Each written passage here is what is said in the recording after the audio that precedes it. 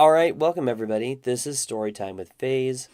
Today we're going to be doing the Wolf and the Seven Little Kids, which is an original Brothers Grimm fairy tale. During the reading of the story, I'm not going to be paying attention too much to the actual chat room. So if you're trying to get my attention or anything like that, you will have to wait until we're done. Without further ado, let's get started. The Wolf and the Seven Little Kids. There was once upon a time an old goat who had 7 little kids and loved them with all the love a mother for her children. One day she wanted to go into the forest and fetch some food. So she called all 7 to her and said, "Dear children, I have to go into the forest. Be on your guard against the wolf. If he come in, he will devour you all, skin, hair, and all. The wretch often disguises himself, but you will know him at once by his rough voice and his black feet." The kids said, "Dear mother, we will take good care of ourselves. You may go away without anxiety." Then the old one bleated and went on her way with an easy mind.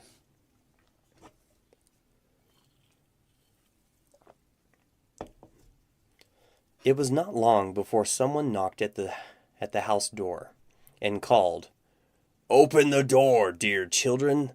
Your mother is here and has brought back with her for each of you." But the little kids knew that it was the wolf by the rough voice. "We will not open the door," cried they. Thou art not our mother. She has a soft, pleasant voice, but thy voice is rough. Thou art the wolf." Then the wolf went away to a shopkeeper and bought himself a great lump of chalk, ate this, and made his voice soft with it. Then he came back, knocked at the door of the house, and cried, "Open the door, dear children. Your mother is here and has brought back something for each of you." But the wolf had laid his black paws against the window, and the children saw them and cried, "We will not open the door. Our mother has not black feet like thee. Thou art the wolf." Then the wolf ran back to the baker and said, "I have hurt my feet. Rub some dough over them for me." And when the baker had rubbed his feet over, he ran to the miller and said, "Strew some white meal over my feet for me." The miller thought to himself, "The wolf wants to devour someone," and refused. But the wolf said, "If thou wilt not do it, I will devour thee." Then the miller was afraid, and made his paws white for him. Truly, men are like that. So now the wretch went for the 3rd time to the house door, knocked at it, and said, "Open the door for me. Children, your dear little mother has come home and has brought every one of you something back from the forest with her." The little kids cried, "First show us thy paws, that we may know if thou art dear little mother." Then he put his paws in through the window, and when the kids saw that they were white, they believed that all he said was true, and opened the door. But who should come in but the wolf? They were terrified and wanted to hide themselves. One sprang under the table, the second into the bed, the third into the stove, the fourth into the kitchen, the fifth into the cupboard, and the sixth under the wash bowl, and the 7th into the clock case.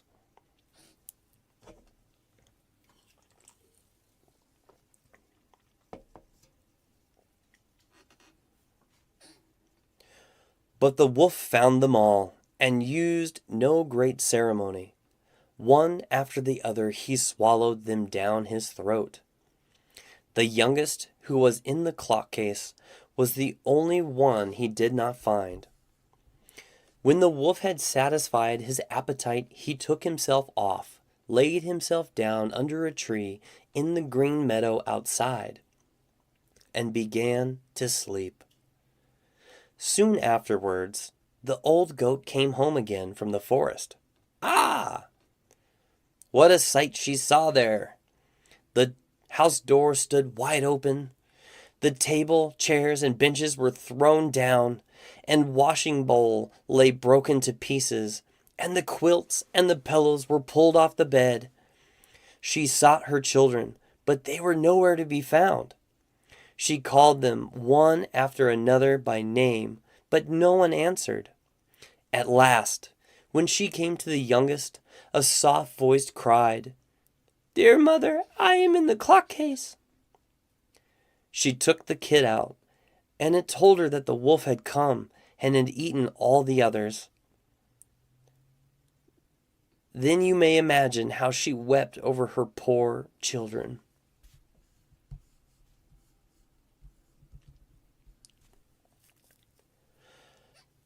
At length, in her grief, she went out, and the youngest kid ran with her. When they came to the meadow, there lay the wolf by the tree, and snored so loud that the branches shook. She looked at him on every side and saw that something was moving and struggling in his gorged belly. "Ah, heavens!" she said.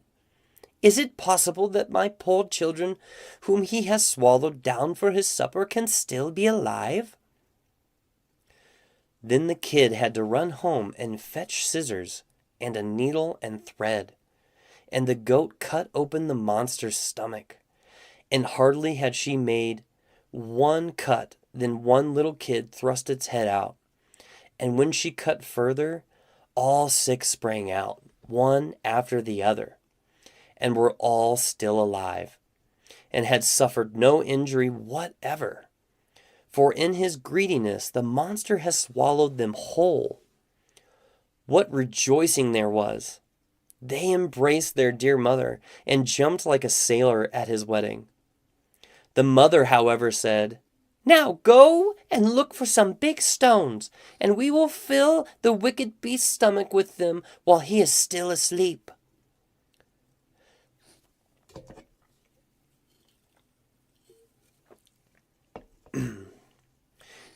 Then the 7 kids dragged the stones thither with all speed, and put as many of them into his stomach as they could get in.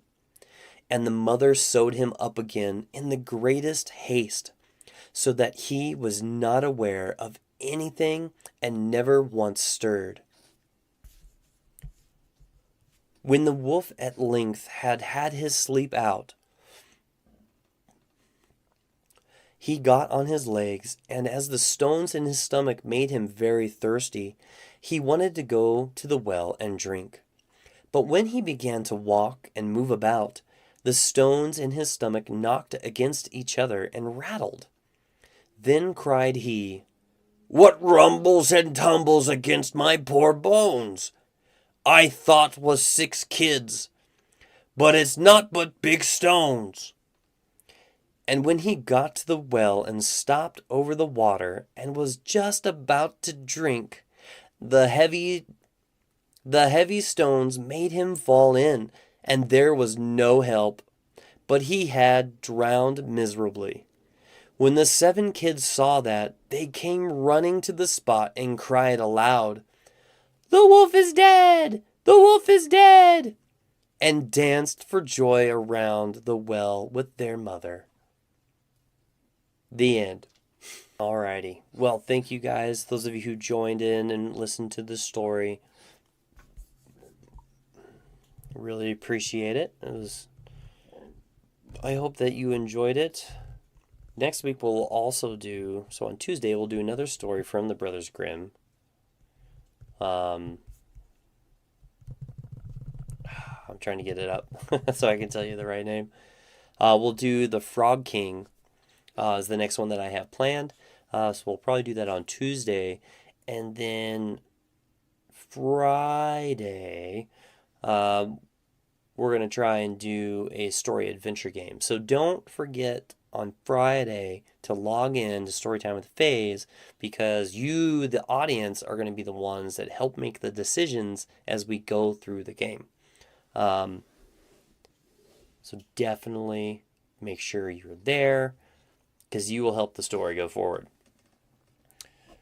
But outside of that, thank you so much for logging on. Thank you so much for your support, and we will chat with you later. Bye.